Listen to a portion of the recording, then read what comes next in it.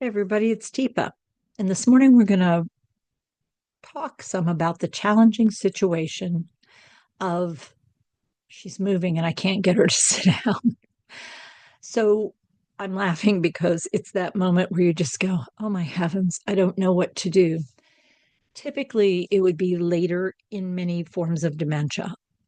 It typically happens with Ruby state, where I've got some strength, but not a lot of skill. And when I talk about losing skill, I'm talking about in the ability to use your hands for task performance, in the ability of your eyes to really see beyond monocular. So I'm actually frequently only recognizing two dimensions, which means I use a hand to tell depth and distance.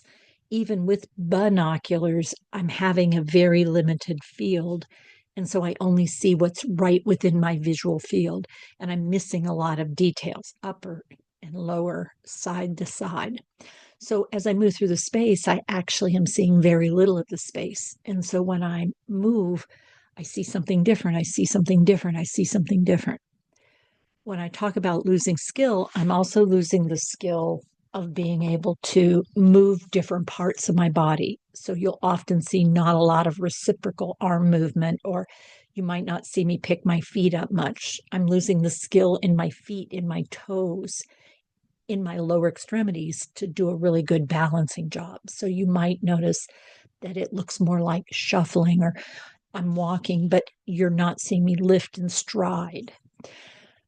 You may also notice that I'm not able to do a lot of weight shifting. So I'm walking sort of flat footed, if you would. And it can really make you anxious as well because you're afraid of falls, trips legitimately. And when I'm using my hands, I might not be particularly skillful or careful, which means I'm having trouble with whatever objects are around me. I may be collecting them, or I may be holding them, or I may be picking them up and putting them down or knocking them off. None of it is intentional, it's the lack of skill. And it also means I'm losing the skill in my ability often to speak and to interpret and to understand. I'm losing a lot of skill in safety awareness, but I have strength. That typically means that you're having a harder and harder time finding things for me to do and to do with me. And so it can feel like I don't know what to do. I don't know what to do with someone like me. So things to think about would be music, dancing. It might be walking with, creating some tension or pressure downward a little bit through the shoulders, putting your arm around someone's shoulders if they're open to that idea, using hand under hand in support, and using a rocking and swaying motion to engage the person with you, using your body to give their body some cues to see if you can get some changing action. You might also look at something that they could carry and rock. So this is a case where you may have animals, stuffed animals that are weighted, a baby doll that is weighted. You might look at towels or blankets that someone could carry. You might have them lean forward and sit and then rock this object, this person, this whatever it is. Um, and this is the point where even when I'm sitting, you may want to help me do a little moving so that as I start to relax, the movement stills. But you don't ask me to go immediately from standing, walking to sitting and being still or lying on a bed. And I think too many times we forget when someone is having a hard time doing things, transitions can take a fairly lengthy period of time. So recognizing that walking and then moving and changing the pace could be a step in transitioning to maybe sitting on a glider or sitting in a rocker and rocking with a fairly rapid pace and then slowing the pace and slowing the pace and stilling the pace. And if at that point you're going to tip me back, you may want to make sure you're providing a lot of support and a cuddle pillow behind me, particularly if you're starting to notice I'm rolling my shoulders forward and carrying my head in front of my shoulders. If that's the case, make sure you have something up around me. Otherwise, when you tip me back, you may end up with a startle and I'm right back up again. You may also want to look at weighted blankets, or you may want to look at warm towels or warm blankets right out of the dryer. Something that makes me want to cuddle and be warm.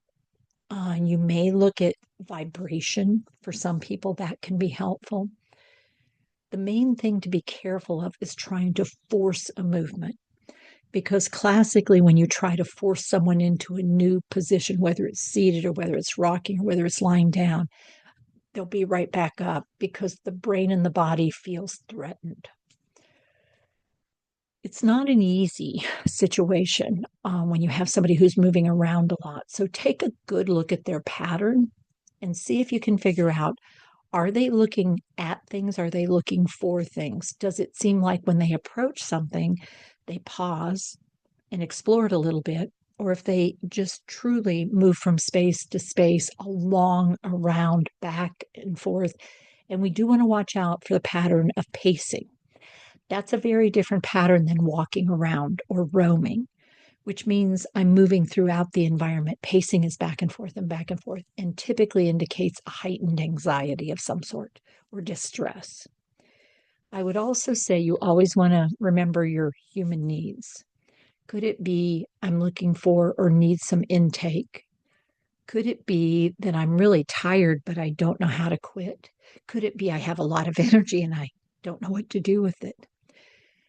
Could it be that I need to help do some output, whether that output is urinary or fecal, or whether maybe it's producing language or singing, or maybe it's using up my energy. Maybe it's that I need to do work, heavy work. So sometimes what I'll do is get a shopping cart, load it up really hard, heavy, and have the person push it.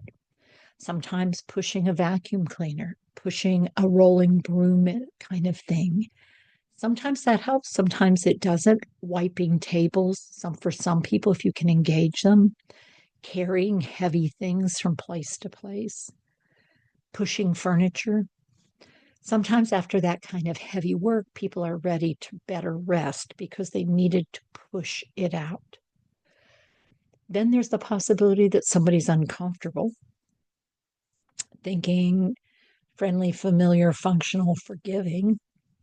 Are they seeking something or avoiding something? Are they trying to get themselves comfortable, or are they so uncomfortable they don't know what to do? Then we want to look at the possibility of someone being in pain. Could it be physical pain, emotional pain, social pain? As my skills in articulation, communication are changing, you want to learn to read my body movements a little bit more to see if you can start to learn what they mean. And it could be subtle differences, it could be pretty significant differences. But the tricky part is not just thinking about agenda, thinking about relationship at this point. So I hope it was helpful to sort of explore the idea of she won't sit down, because people are moving for some reason. And our goal is to try to figure out what it is and if there's any way we can take away some of the intensity so that someone could, in fact, just rest for a little bit. Both of us, actually. All right, everyone. Till next time, take care of yourselves and take care with your care. Be well.